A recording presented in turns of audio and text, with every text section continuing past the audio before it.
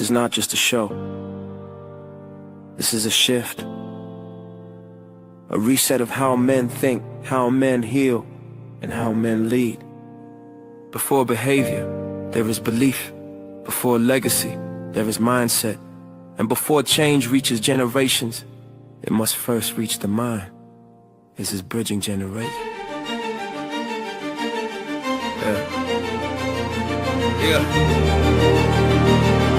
Yeah. We were raised on survival, not reflection. Taught strength, but not emotional protection. Passed down rules, never passed down tools. So we repeated cycles, thinking pain was the fuel. Different decades, same mental wars. Men grinding hard, but still unsure. We inherited limits, disguised as truth, and called them manhood. Handed down to the youth. But growth don't start with doing more. It starts with thinking different than before. What if failure was feedback, not shame? What if growth was learned, not fate or name? We don't stay fixed in who we've been. We expand the mind and life begins. Belief is the seed, mindset the soil. Growth is the reward of intentional toil. This is bridging generations. Voices of men where the mind gets renewed and healing begins. We don't pass down fear, we pass down plans. Blueprints for growth, hand to hand. From presence to purpose, from pain to design. We build better futures with a growth mindset.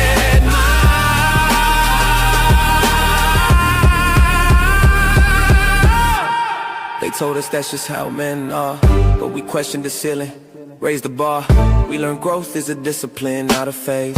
A daily decision in how we're raised. Old men teaching lessons from scars. They survive, young men bringing vision, asking why different perspectives, same destination. Healing the man heals the generation. The growth mindset blueprint gave language to pain. Turn I can into I can learn again. No longer stuck in past definitions. We design men with intention. Growth is intentional. Mindset is foundational. Healing is learned. Legacy is built. Presence over pride, process over ego, blueprints, not excuses. This is how men grow.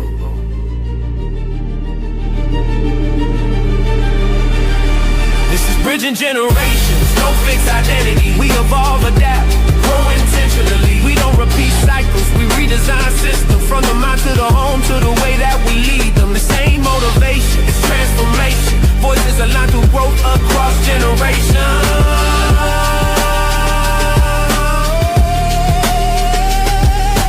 Growth is not accidental.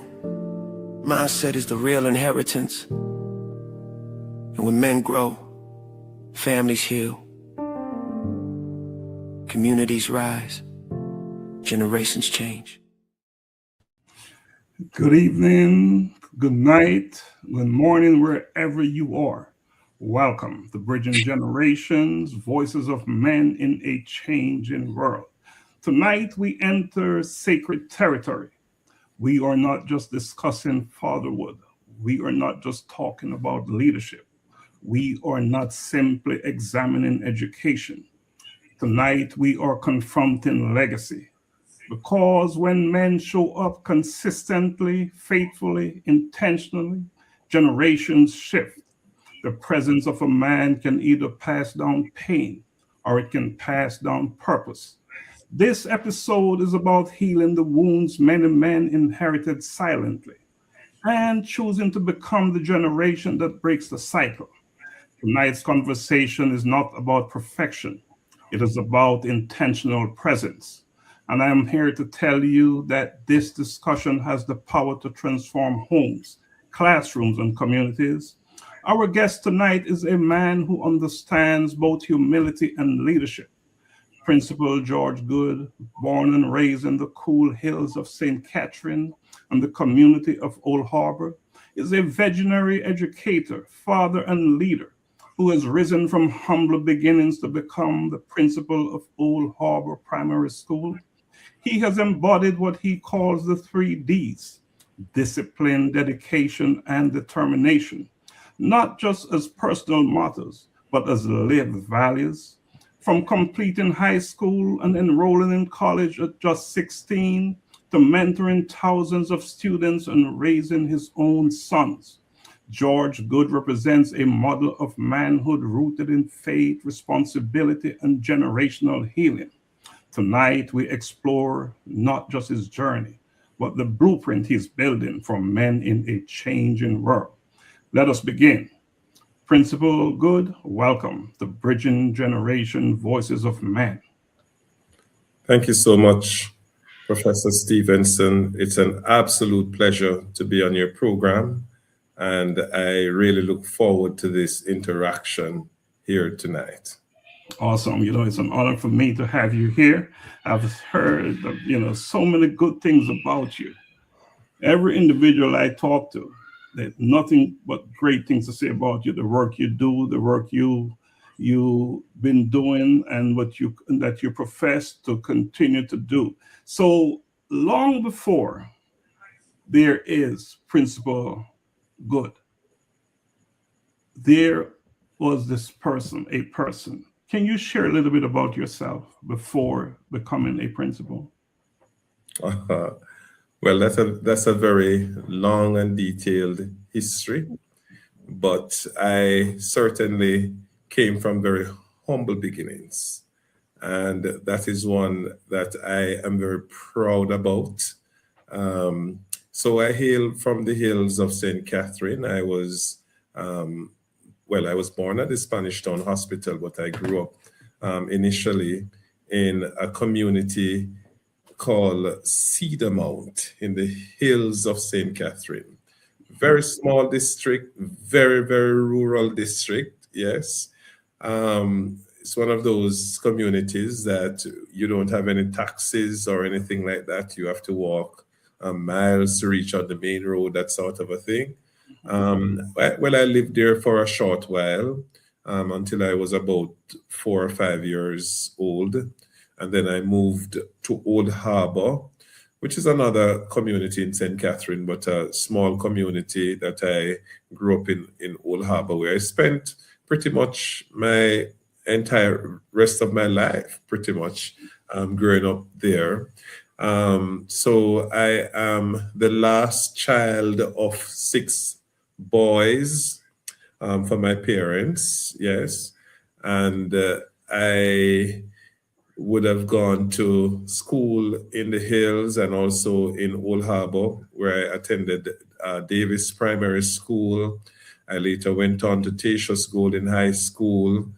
Growing up as a child, I would have experienced what rural folks would have experienced, carrying water.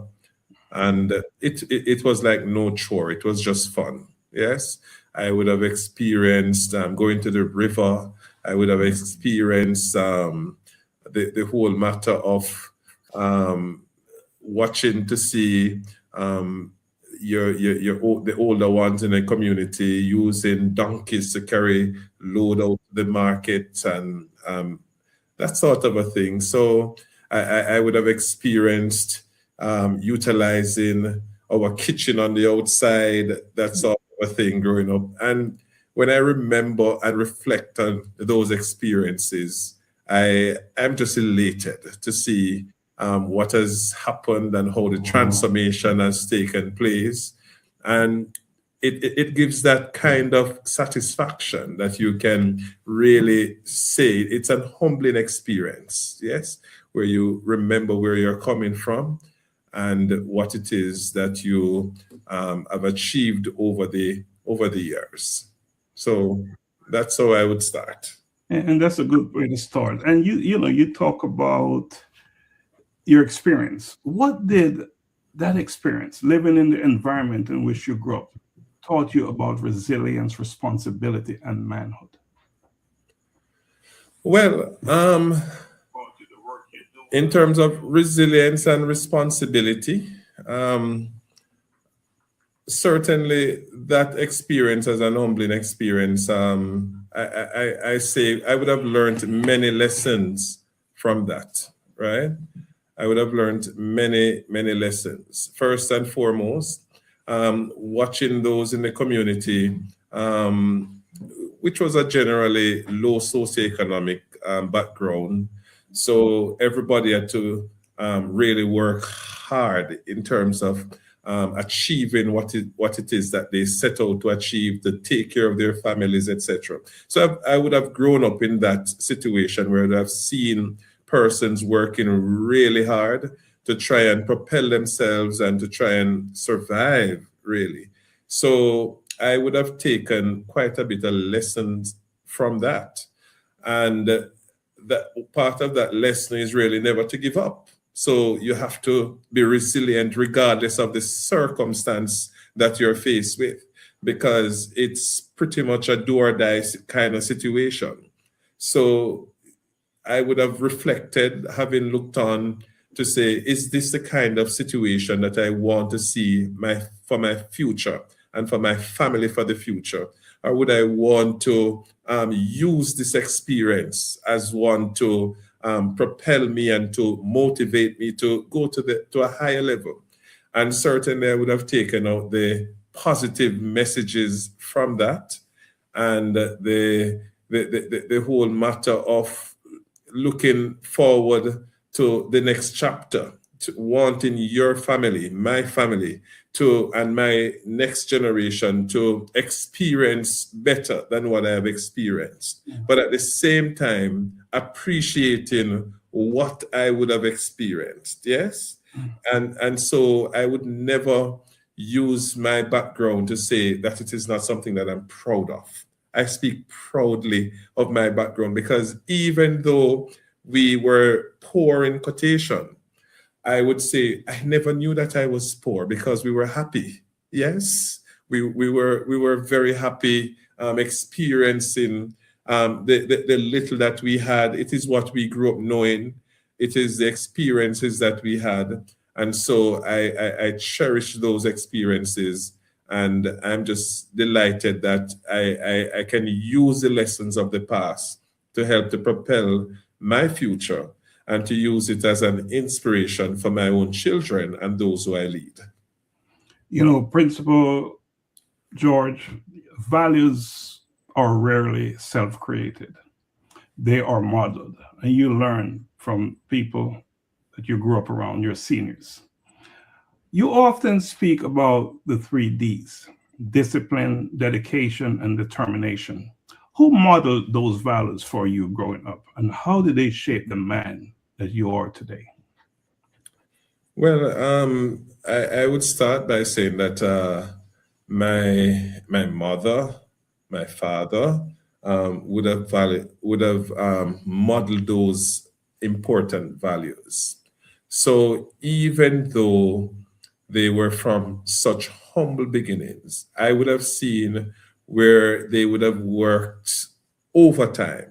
They would have gone in overdrive just to see that their children are taken care of, and to see that we got out of that situation. So even though that is where we started, it's not where we ended.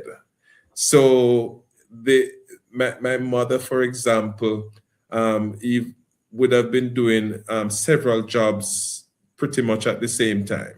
So even though there was a shop at home, that sort of a thing, she would have gone out to make sure that she do the extra work on the outside, getting a job elsewhere to help in the home to ensure that we were able to move from one stage to the next. And when she would have taken on something else that is higher than the first, then she don't stay at that one level to say that I'm comfortable with where I am. I've seen her moving from one step of the ladder to another step. So when I move to the next step and I maybe start earning some more, I start achieving some more, the idea is to move on to the next level. What more should I do? What can I do to? So it's a continuous movement. And that for me was discipline. That for me was dedication. That for me was determination. And I felt that I would have adopted those principles quite well. And those are principles that would say that it doesn't matter your circumstance, it doesn't matter where you come from, you can achieve more. Yes, it doesn't matter what your present circumstance is, that doesn't define you. Yes, it is about that upward mobility whilst appreciating the situations that you would have been in, because you learn lessons from them, lessons that will help to motivate you, lessons that will help to move you to the next level. And important lessons like there are no ceiling. Yes. And no ceiling, very important. And it shows up here in your life, early in your life again, in that you completed high school and enrolled in college at just 16 years, which is quite remarkable. At that young age, what voice, internal or external, kept you focused when many of your peers are still trying to find direction? Well, I really wanted more. I had big dreams and I had big aspirations. I came from humble beginnings, but I had a vision, yes. And from very young, I started to envision what my life would look like. As a matter of fact, I wanted to be a pilot, yes. And so I worked very hard. I remember when I was in primary school, I wasn't doing so bad at school, and I was promoted. At that time, they promoted you based on your performance. And so because of how well I did, for example, in grade 4, then I didn't have to go to grade 5. I went straight to grade 6. So I skipped out grade 5. But then when I went in grade 6, I did not do as well in school. And so I did not pass for the school that I wanted to go, or those schools that people would look at as traditional high schools and the choice school, the schools of choice. And so I passed for a school that most people didn't want to go. I actually cried. But when I look back at what I've achieved at that institution, it was the best decision that was taken. So I'm saying that even though at first the situation seemed not favorable, I never gave up. So I went to the institution and I gave of my best, and I did my absolute best there to ensure that I was able to move to another level. And I would want to also add that one of the lessons that I learned is that when you have the right support system around you, that is something that can really move you in the right direction. And I felt that is what I had in my teachers, especially a particular teacher at high school. So I did have challenge in high school. I was not the brightest child in high school. I was not the 90s scoring child or the 80s scoring child. I was having my own struggles. And even though I had potential, I guess I did not have enough guidance. And so I remember in grade 8, for example, there were 33 students in my class, and I came 31 in the class out of 33, because they rank you based on your grade, who came first, who came second, who came third. I came 31 out of 33. That's almost dead last, as they would say in Jamaica. But I never used those things, those failures, etc. For me, I don't use them to lay down and play dead. I use them as a motivation for a greater comeback. And so by grade 9, I came first in class, moving from 31 in grade 8 to first place in grade 9. And by the time I got to the end of grade 9, going to grade 10, there was a teacher who took me at her home, saying that she saw the potential in me, but I needed that guidance. And so she took me at her home, literally to live with her, asked permission from a parent, etc. And so she would have set for me study time when I was preparing for my CXCs, and she would have given me that coaching that I needed, right? Because I'm not coming from a family of strong educational background. And so I was there fighting on my own to make things happen. And they saw that passion in me and that drive that I had, that I wanted to be a difference in my family, in my community. And so I thank Miss Leachman, who was my teacher at high school. And I mean, other teachers played their role. But I would say that's a turning point in my life in terms of that kind of support. And we say thank you to her as well, because of her, you have also impacted many lives because of what she did for you. You know, education is often discussed as a ladder, but for some, and probably in your case, it was a lifeline. You have said education is a passport out of poverty. For men who feel trapped by circumstances, how did education become your doorway to purpose rather than just a qualification? Well, as I mentioned before, my background was quite humbling. I wasn't the kind of guy who wear the name brand to school and had the Clarks of then, or whatever the brand was back then, the expensive John Sport and all of these things. Not saying that that is what matters, really, right? But I would have seen my own parents struggled in terms of making a way. I would have seen my parents, though working hard, they had to go in overdrive with their bodies, overdrive to ensure that their family could live a fairly comfortable life, to basically eat. Yes.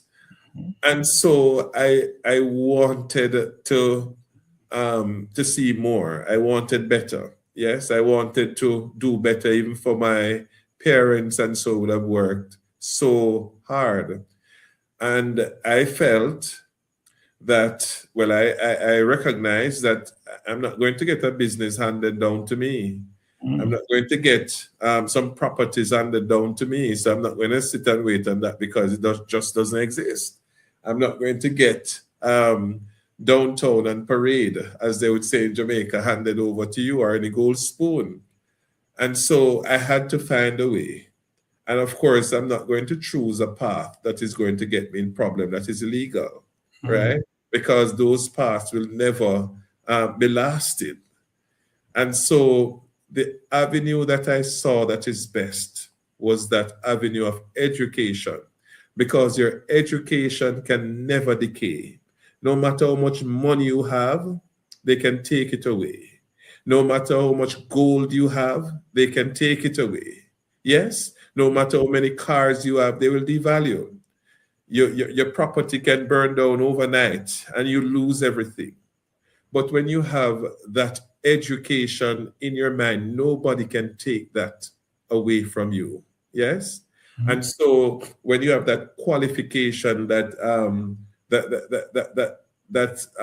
when you're so educated, you can utilize that powerful tool to get involved in other things, whether it is to get a job, whether it is, even if you're having challenge in your own job, to utilize that great knowledge that you would have developed to utilize elsewhere. And I would have pushed hard to be educated. And once I got that education, then it would have got me on that stage where I became employable. Yes, I was employable, and I had the opportunity now to choose between this job or that job based on my training. And I continuously improve myself where education is concerned, and continue to make that a part of my upward mobility, a part of my upward development. And so that is something that I'm truly proud of. And so, yes, I'm not saying that I'm a rich man now. Yes, I'm not saying that I'm a rich man now, but I'm way more comfortable than where I once was. The generation that I take care of now are in a better place because of that educational impact that I would have taken on. Yes, when compared to my previous generation. And so, yes, I would say education has definitely taken me out of poverty. because whilst I'm not rich, I am certainly not poor. And so I give God thanks for that. And I'm happy that I could use that tool. And so this is something that I am passionate about. And that is why I push it so hard, where my students, my children, and those around me are concerned, because I know that it is a strong and a powerful vehicle to take you out of poverty. And a powerful vehicle indeed. Principal Goode, you have a couple of your teachers here. We have Natalie Warren. She was on this program a couple of weeks ago. We have Shavani Chulin, I believe her name is. They said, that is my principal. Oh, wow. So they're here you brought them with you. And I just want to say thanks to them for joining us tonight. And for anyone who's watching, thanks for watching Bridging Generation Voices of Men. We're having a conversation here with Principal George Goode. All right, so leadership in education requires more than authority. It requires emotional intelligence. So, Principal George, as a man leading in education, how do you balance authority with empathy, especially with boys carrying wounds from absentee fathers or broken homes? Well, that's something that is quite easy for me, because I'm empathetic by nature, yes, and I have a great balance when it comes to leading where task and the heart is concerned. Because at the end of the day, we're not leading machines. We're not leading sardines or any or files. We're leading people. Yes. And so you have to first learn to love people. And I have a natural and a passionate love for people generally, and the things that concerns people. And so whilst I work very hard to see the success, yes, of the institution that I lead, and the success of the children that I lead, because it's about their academic performance and the systems that are in place. So that's the task. That is important, and it plays a very important part in terms of ensuring that the task is completed. But I also have the human dimension of leadership, yes? Because, and that is why I can proudly say that my staff, for example, I get the full support of my staff, yes? We have a very strong bond. We have a very strong support. And I believe that despite the fact that in any organization, you may have dissent or varying views, etc. at times, as any organization would, for the most part, we all lock horns together to ensure that the business that we're there for is completed, and I get the work. And I believe that a strong part of this is because the people know, those who I lead, they know that I mean them well, and that the genuine love is there, and that I'll go out as far as I can to ensure that their well-being is taken care of as best as I can, right? But at the same time, requiring that the job is done. And so that emotional intelligence is important where that balance is concerned, where leadership is concerned, that emotional side. And so as I say, it's my personality natural. So it is not about being autocratic. It is not about being just pushing for the task to be done whilst not concerned about the individuals that I lead. So I am concerned about the children. I'm concerned about the staff, the teachers, etc. And I give you an example. In many organizations, many schools, for example, most persons tend to recognize like a Teacher's Day, yes, but nobody recognize the janitors really. There's no Janitor's Day. There is no tuck shop work a day. The persons who did the small menial jobs. And so from very early, I thought it important that everybody be valued. And so that is why at the institution that I lead, I would have instituted with my team what is called a support staff day. So all those members who are not on the academic staff, but they're on the support staff, doing the little work that is so very important, because others think it is small, but the school cannot run properly. It could never run if these persons were not there. And so we have the support staff day every year where these persons are recognized for their work and their worth. And so that is an example of using the human dimension where leadership is concerned. And you know, the human dimension where leadership is concerned is showing up here. We have Stephanie Daniel Lewis, I think it's Stephanie Lewis. She's saying that best principal in St. Catherine, one book, never number two. So my guess is that she's a teacher as well at your institution. All right. So as your leadership expands, so does your influence and your responsibility. So Principal George, you have transitioned from classroom teacher to vice principal and now principal. How has your understanding of leadership evolved as your influence expanded? Well, naturally, I never started where leadership is concerned. I started my training as a teacher. And so I went in the classroom, and as teachers, we were not trained to be leaders. And so I believe for me, it was, it's a mixture of both being born with it and development. And I think most of it is through development nonetheless, right?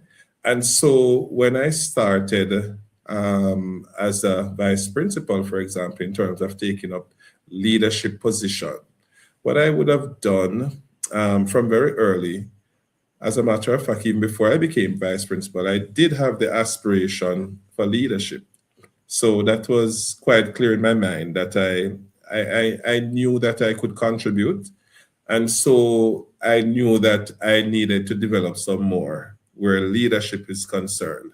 And so whilst I have my own style in terms of how I administer leadership, what I can recall is that I would have gone from very early to enroll at the university. For example, when I was doing my master's degree, I went to do it in leadership and educational leadership and management. And that was from far back as 2011 that I would have enrolled in that course.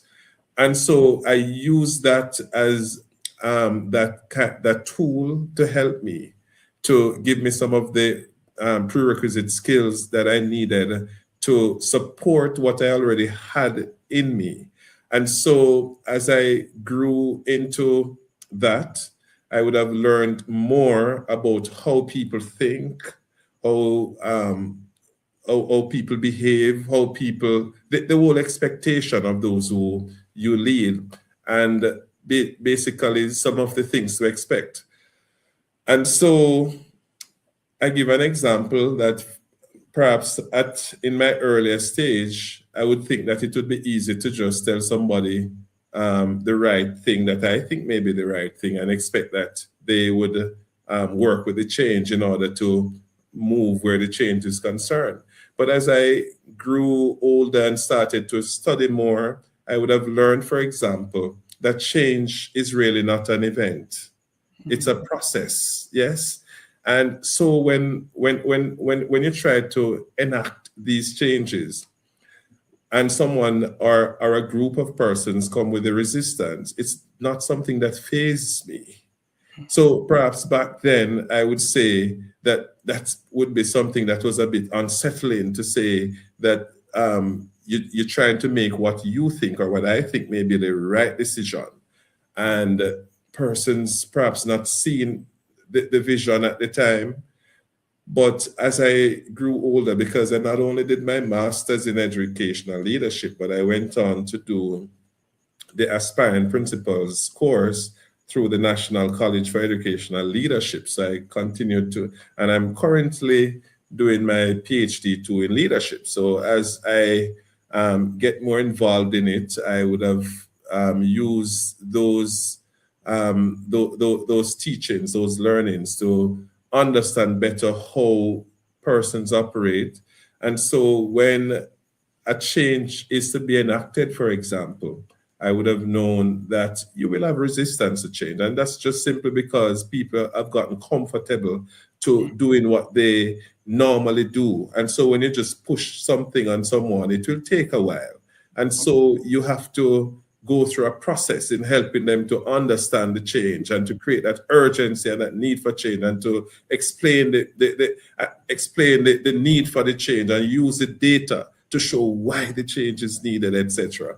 And at the same time, to not take it personal, to not take it in a negative way when people are resisting, really, because not that they necessarily want to resist, but it could just be that it is taking them out of their comfort zone. And so you have to help them to move on and to see the other light that you're trying to show.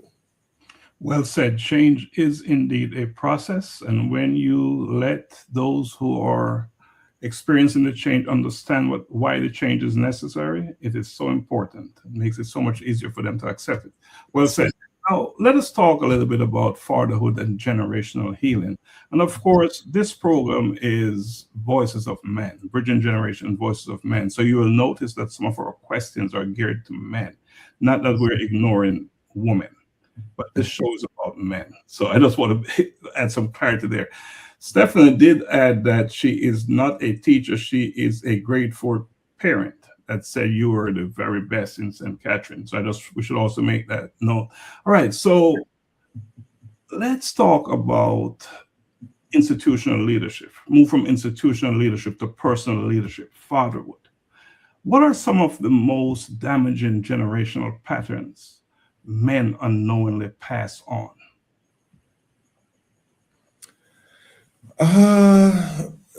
Some of the most damaging generational pattern that men pass on Unknowingly.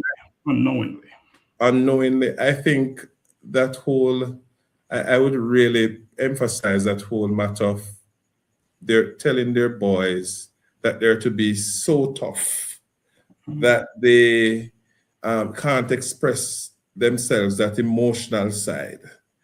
And so our boys are trained, our men train our boys to basically, when you are experiencing anything difficult, you're just to tough it out. Really, you're not going to talk it out, you're not going to cry it out, you're not going to utilize any other strategy, because you just have to be totally tough. Yes? And so where that is concerned, I find that a lot of boys and a lot of young men are hurting inside because they don't know how to unleash, they don't know how to let go, to talk to someone else in terms of the what it is that they are experiencing, right? And I think that is a serious challenge that our men unknowingly pass on to our boys, and I think it is affecting our generation. Yes, and so when a girl have a problem, a girl knows how to resolve. Yes, a girl know how to talk about it, but for a boy, it is just that you have to deal with it, and sometimes the energy, that pent up energy, becomes so bad they really don't know how to express it. So that is part of what I would really speak about. And another thing is the whole matter of our men passing on that aggression is strength. When you're aggressive, you are strong, right? And that is not necessarily the case. And then some of these things now, they take out these aggression on the women. they take out these aggression on their children. So our boys are taught to be aggressive and to be, and that now comes across later on in a way that many of them become abusive to their families, abusive to others around them. And that is why I believe that our generation experienced so much fight sometimes, so much hurt, because as something happens, somebody says something that you don't like, then you become aggressive towards them, and it results in fights, it results in war, whatever the case may be. So I think those two I would zero in on in terms of our men passing on to our boys. And talking about passing on, let's talk a little bit about breaking cycles. And we know that to break cycles requires intentionality. You must be very intentional.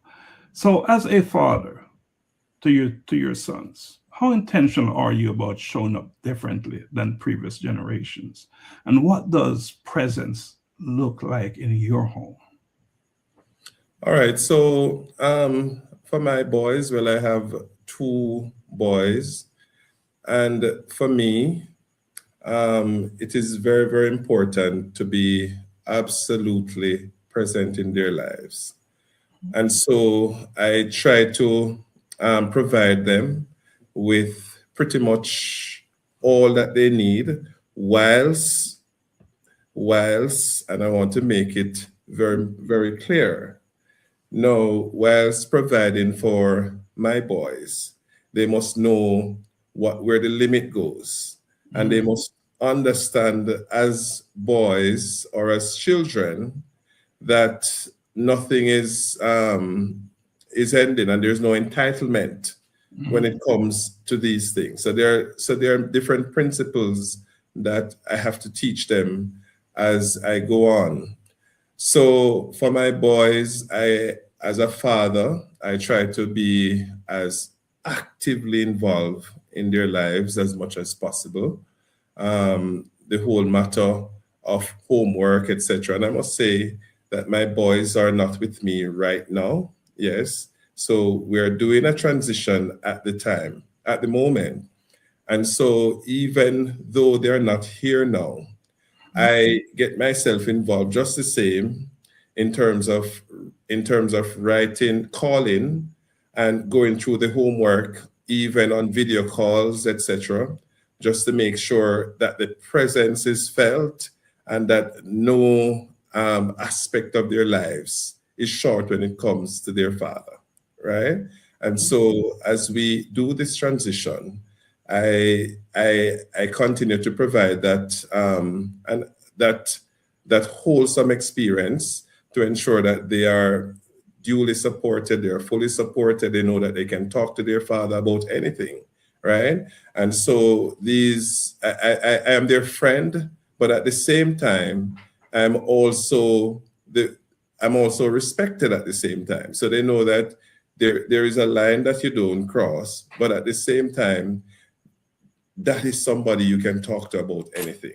So if there is something that you're having a problem with, then you can come. So there is no need to be fearful. There is not a barrier to say that if you say something is happening, then you can't, then that is going to get at you or whatever the case is. So we have that open relationship. They're young children, and so they're growing up. And so it is important for me to teach them the kind of values that they really require at this time. And so for me, what is different from the previous generation is the whole fact of being present, to know that I am present in their life, fully present as much as possible as I can be. Now, it is also important we're creating those traditions that are activities that's just between myself and them. Yes, so there are activities that we try to engage with that would have been different from per se previous generations, etc. So I try to create new experiences and to take them to new places pretty much every time, and it's just good. Yes. Well, a way to end that is just good. There's no better way, right? So, you talk about providing. So provision is important, but you and I know it's never enough, right? Provision. So, Principal George, many men provide financially, but struggle emotionally with their children.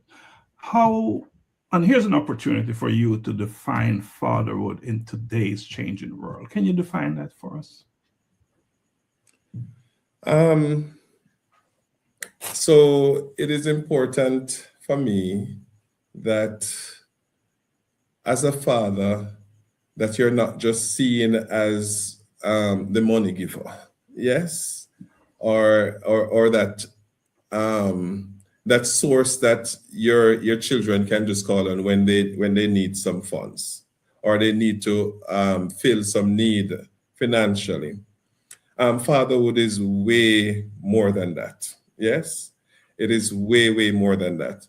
And so, as it relates to defining what that looks like, yes, I really want to say it is about providing that guidance to your children, yes, that will help to shape their understanding of what life really is and what life really entails and how to make decisions. So it's not about forcing on your children whatever path that you necessarily want them to go, but it's about pointing them in the right direction and helping them to move from one step to the next. Yes. And so for me, it is very important, very important as a father for me to play a critical role in helping to shape those values that I would want to see inculcated within my children, yes, and to take them to the places that I would want them to learn from, yes, to get them involved in the things that I would want to see them doing, but at the same time, not just to point you to where you should go, but to help you to make that decision why it is that the other areas that I'm directing you from is not a good path. So when you teach your children just what it is that you want them to learn or to understand, why it is that you should say, so for example, I say not to smoke, all right? We just don't smoke. But then we have to also teach them what it is that is the negative effect, the negative impact, why it is that we shouldn't do it. It's not just because daddy say not to do it. It's not just because mommy say not to do it or whoever say not to do it, but they must also appreciate the other side of it. What can it do to me? What can be the negative impact to me, etc. And so those are critical aspects that I personally look at in my own role as a father and helping to shape what that good fatherhood is about. And of course, the whole matter of communication, proper communication, and opening up the lines where that they're not fearful, as I said earlier on, to have that kind of communication with me where that is concerned. Mm-hmm. You touched on this earlier. We talk about men not showing signs of what they perceive as weakness when they show who they really are, their true selves. And because of that, many men suffer silently. So for men who feel pressure to appear strong but are quietly struggling, what would you say about vulnerability as a pathway to healing rather than weakness? Could you go back with that one? Yes, I would say that many men suffer silently because they don't want to show what they may perceive as weakness, right? Yes. So for men who feel pressure to appear strong but are quietly struggling, what would you say about vulnerability as a pathway to healing rather than weakness? Well, this is something that many of our men are experiencing. trying to be tough on the outside, but they're really suffering on the inside. And so for me, for situations like those where men are concerned, I would want to say to men in situations like those to feel free, feel open, yes, to talk about what it is that you're experiencing. Yes, you, like anybody else, you have a right to be hurting, yes, but there's a way to relieve it. There's a way to get out of it. Because when we have all this pent up energies inside of us, then certainly that is something that will just lead to what is to that kind of burnout, that kind of depression where men are concerned. And so it is something that I would not encourage for any man to experience any at all. And so it is okay not to be okay. So I would tell any man, it is okay not to be okay because we're humans. And once you are a human being, you're going to experience problems because that's what life is about. You will experience problems. You're living, yes? You're a living being. And so you must experience some amount of trials at times and whatever it is, yes? So the first thing I would also tell him, yes, is to, it is okay not to be okay. So talking about doesn't making you, talking about what you're experiencing really doesn't make you any less of a man. And so men can talk about their experiences to others. Yes, of course, you need to find somebody who is trusted. And there are enough men like us out there who are trusted, yes, and who are reasonable and who are sensible enough and who have that emotional intelligence to not just think that as a man you can't have a problem and you must just be as macho as you can with it without talking about the instances or the situation that you have, because we're here to help each other. Yes, and so you want to associate yourself with people who have that emotional maturity and that kind of standard, people like who are strong, yes, to provide you with that kind of support, because all of us experience our crucibles or challenges at different times. And so I would tell the man, really, it is okay not to be okay. And so once you experience these challenges, because if you don't identify what the problem is, if you don't identify that you have a problem, you can't fix it. So you have to first identify that, yes, I'm experiencing a challenge. Because if I think that I don't have a problem, I'm not going to accept somebody to help me to fix it. And so that is how I would look at that, where that is concerned. No fixing what you refuse to own. All That's right. right. This segment here is what I call quick fire. So let us bridge generations quickly with your instinctive wisdom. All right. So Principal George, one word that best describes the kind of father this generation must become. One word. Wow. When I look at that one word, that's interesting. That one word that I think that this generation of fathers, so there are a few that are floating across my mind at this moment. But if I'm to choose one word that I would want fathers to be right now, then I would choose the word involvement. Yes, or involved. Yes. So I believe that fathers should be involved in the lives of their children. Fathers cannot be distant where it comes to their children in times like this. So whether it is that you're at the same location or you're at a different location, as long as you're a father, you must have a role to play, and a solid role to play in their lives. And it is not just about the financial support, but children, be it boys or girls, they need that emotional support as well. They need to know that their father is there to support them, regardless of what the situation may be. So it's not just that you're running with your treasury bank and your bank account, etc., but you have to be involved. And that is what this generation need, because our boys especially, and certainly our girls, need that father figure, right?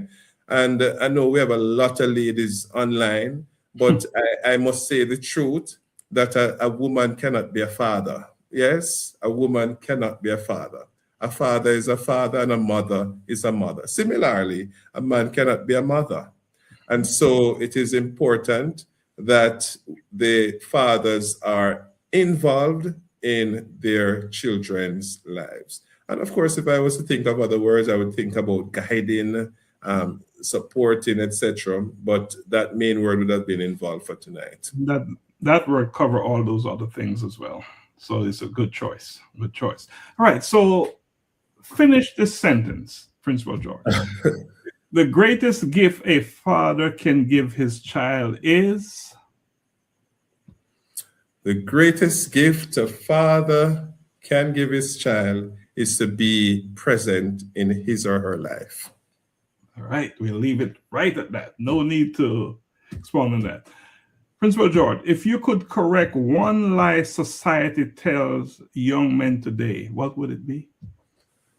One lie that society tells young men is that, and I'll definitely have to go back to that whole matter where that aggression or that pent-up energy is that men, that the whole matter that men cannot express themselves emotionally, or men should not express themselves emotionally. I think that is certainly a big lie, and men ought to be afforded the opportunity to have that emotional intelligence expressed, to have that emotions, those emotions that they experience expressed, so that they can better able to deal with those pent-up energies and those pent-up hurt and so on that men generally experience. Thanks for sharing that. We're talking about healing, and we know that healing requires understanding across different generations. And of course, this show is Bridging Generation, Voices of Men. So, Principal George, what do older men often misunderstand about younger men today? And what do younger men need to understand about the sacrifices of previous generations? I think older men, so answering the first question first, I think older men really don't believe that fathers of nowadays can be effective because of change in generational beliefs and practices and so on, because the things that they taught of the past is not necessarily how we do things presently. So they perhaps think that younger men on a whole will not be as effective in terms of their roles as fathers, etc., because they may not do the things the way that they did it, because we are living a different age and things are dynamic. And so I find that older persons are less receptive to change. Yes. And so if it is not done the way that they are accustomed to it, then they see somewhat of a problem. And of course, there are the exceptions, right? There are the exceptions. But that is how I would answer that part. And as it relates to younger men, you said, what has it related to the younger men towards the older ones? Yes, the young men need to understand about the sacrifices of previous generations. Okay. Well, for the previous generation, I think that their sacrifice is immense. The kind of technologies, etc., that we have now, yes, the way we're able to do things and to make it easier to achieve things because of the whole where the internet is concerned, how quick it is to find information, etc. Right now, the whole use of artificial intelligence and all of that. The men of the past had nothing like that, right? They had to sacrifice their time. They had to sacrifice their brains. They had to sacrifice their bodies in order to ensure that our children are taken care of.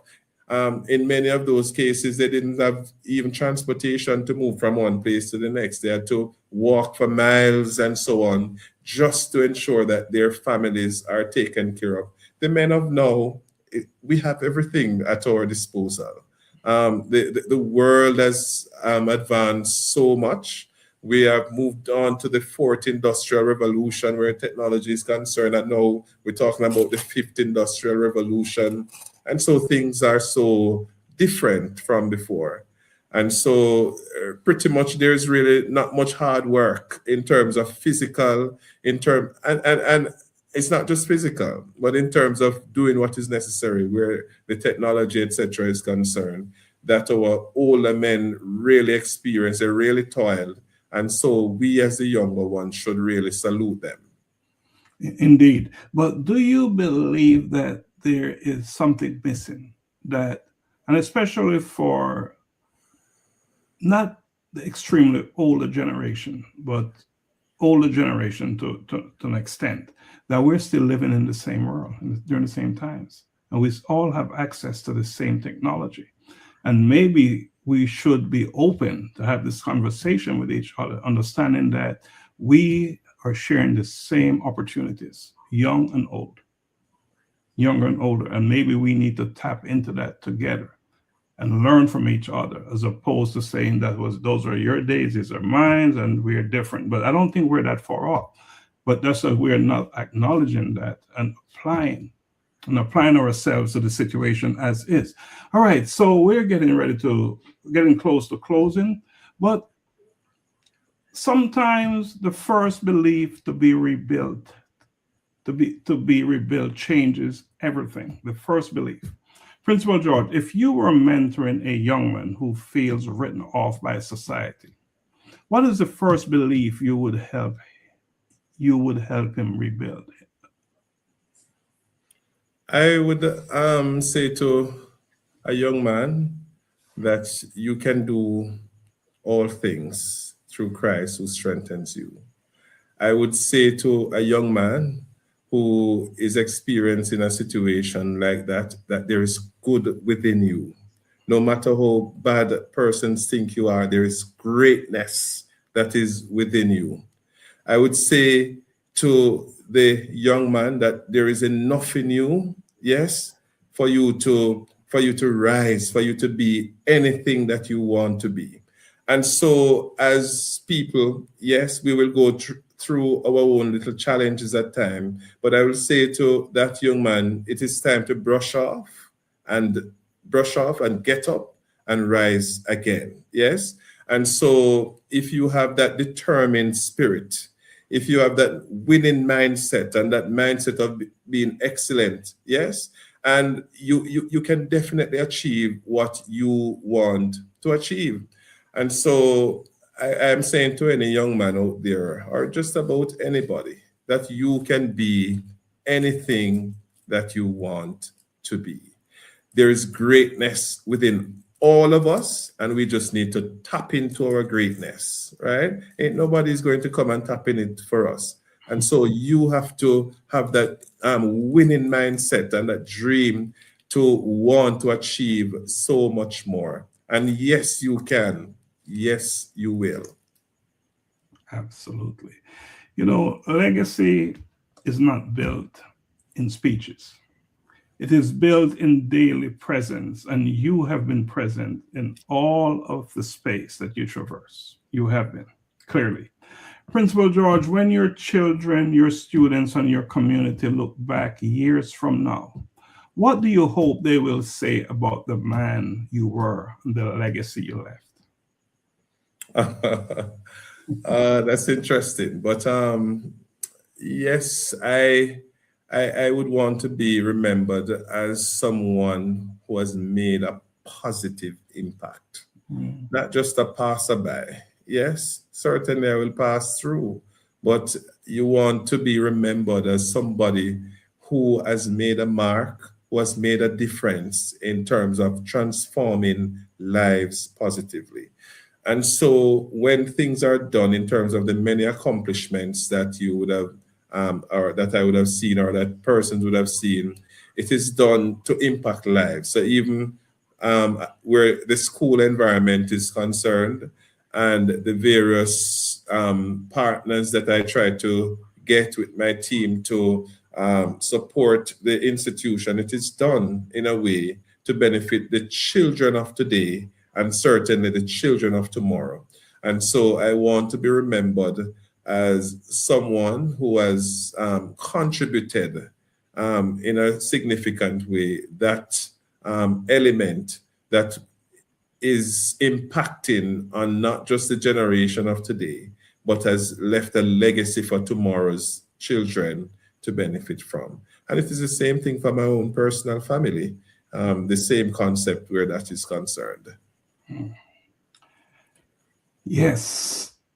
And what is one intentional action fathers and father figures can take today to begin breaking generational curses and building healthier futures? Well, we have to be intentional about everything that we do, yes. But where fathers are concerned, one intentional step that I think that fathers can take to ensure that the generational curse and generational challenges are broken is to really have a positive mindset. Yes.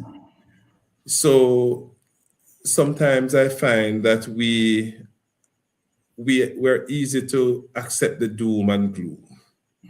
Sometimes we are easy to see that the glass is half empty and not half full. And so I want our men to have a positive outlook on life. Yes.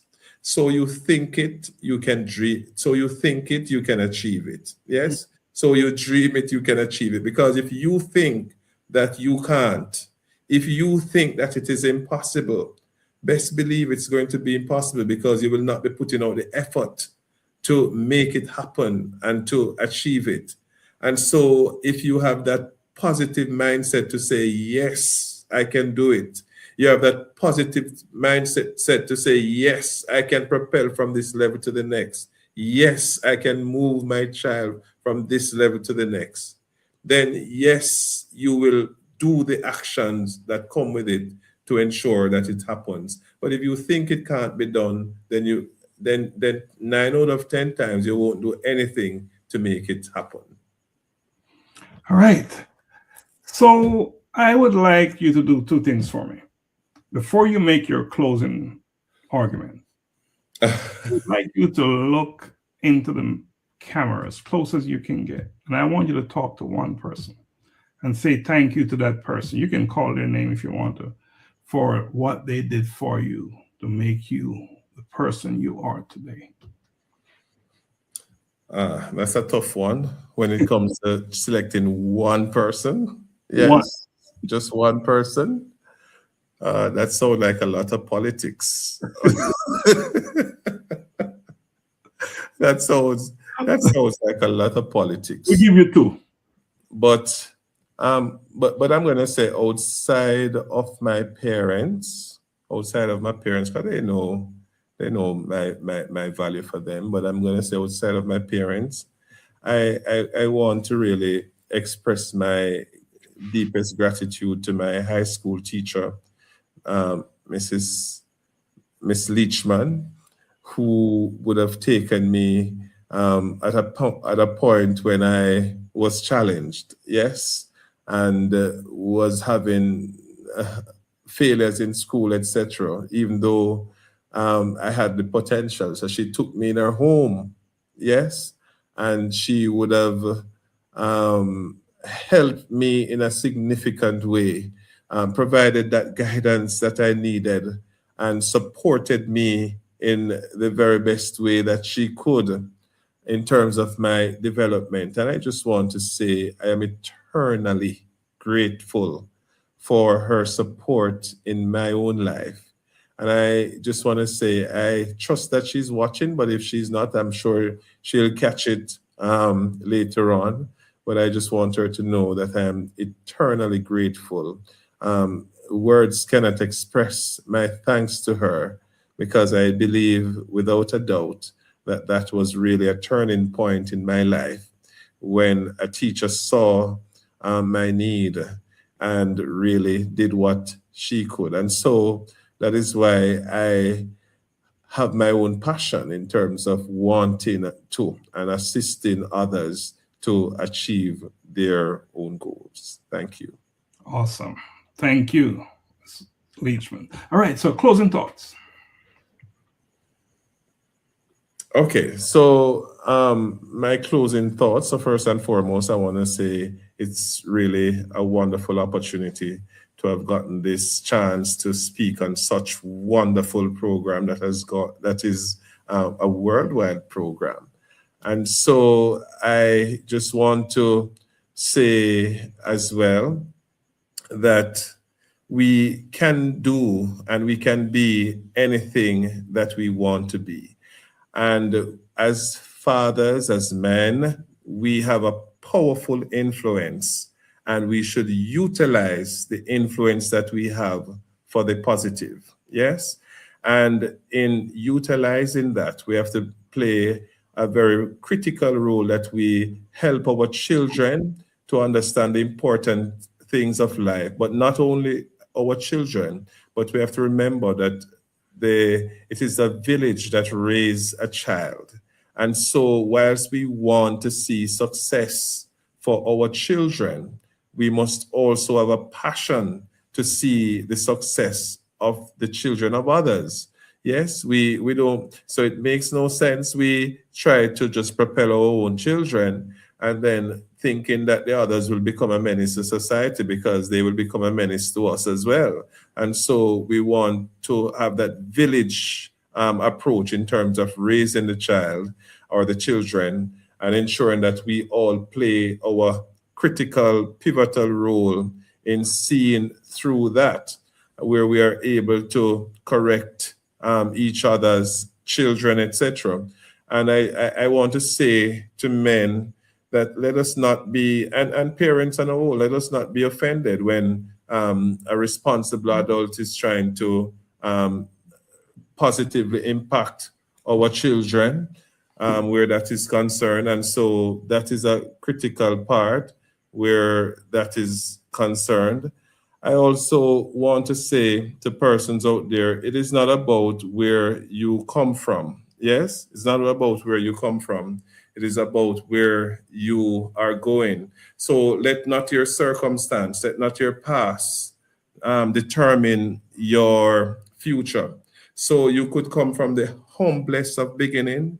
You could come from the poorest of background. You could come from the most inner city community. You can be great, and you can be the next best thing in the world, impacting lives. Yes? So you don't have to come from a family that is born with everything, or you get everything handed down to you. Yes, and we have seen many instances of those where persons have risen up from their humble situations. And so, yes, you can, if you have that positive mindset and that strong will, that you can do it and you work towards it. So it is not just about having the mindset, but having the mindset take you a far way. But when you have that mindset, you know, have to put in the work, because hard work will certainly take you there. And so I really want to thank you all for participating in this program. Wow.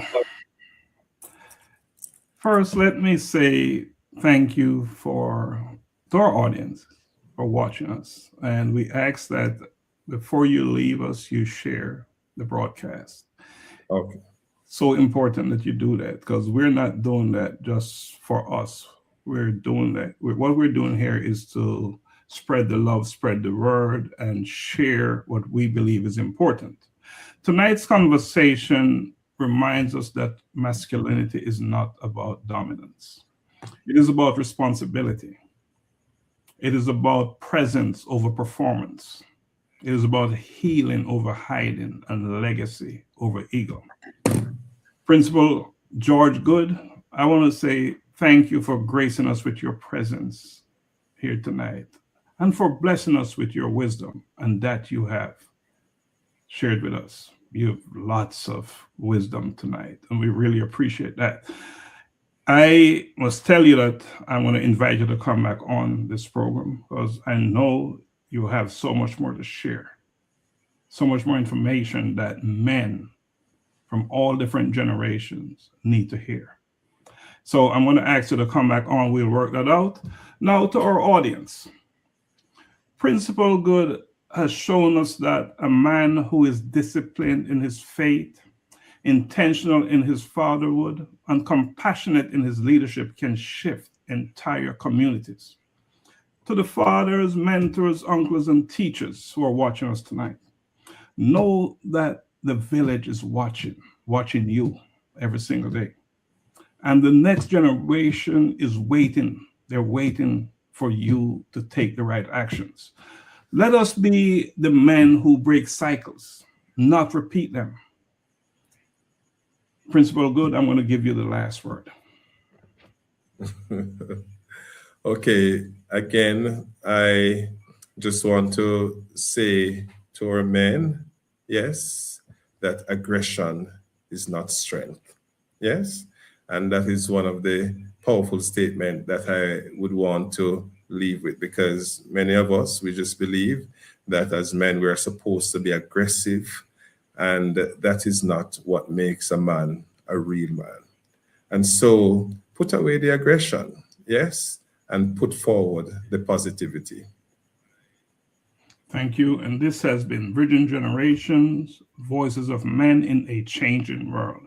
And my guest is Principal George Goode. Thank you so much. And see you next week. This is not just a show. This is a shift. A reset of how men think, how men heal, and how men lead. Before behavior, there is belief. Before legacy, there is mindset. And before change reaches generations, it must first reach the mind. This is Bridging Generations.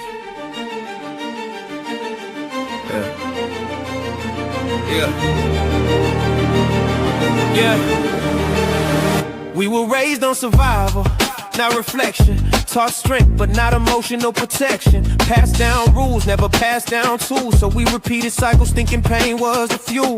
Different decades, same mental wars. Men grinding hard, but still unsure. We inherited limits, disguised as truth, and called them manhood. Handed down to the youth. But growth don't start with doing more. It starts with thinking different than before. What if failure was feedback, not shame? What if growth was learned, not fate or name? We don't stay fixed in who we've been. We expand the mind and life begins. Belief is the seed, mindset the soil. Growth is the reward of intentional toil. This is Bridging Generations, Voices of Men, where the mind gets renewed and healing begins. We don't pass down fear, we pass down plans. Blueprints for growth, hand to hand. From presence to purpose, from pain to design. We build better futures with a growth mindset.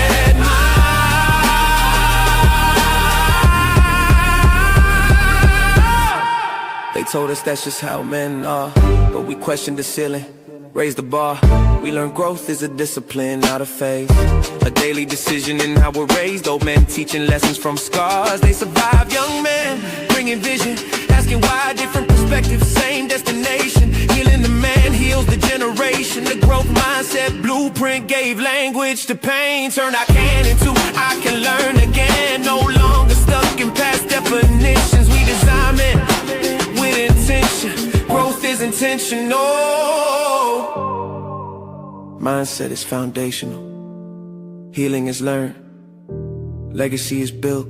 Presence over pride, process over ego, blueprints, not excuses. This is how men grow.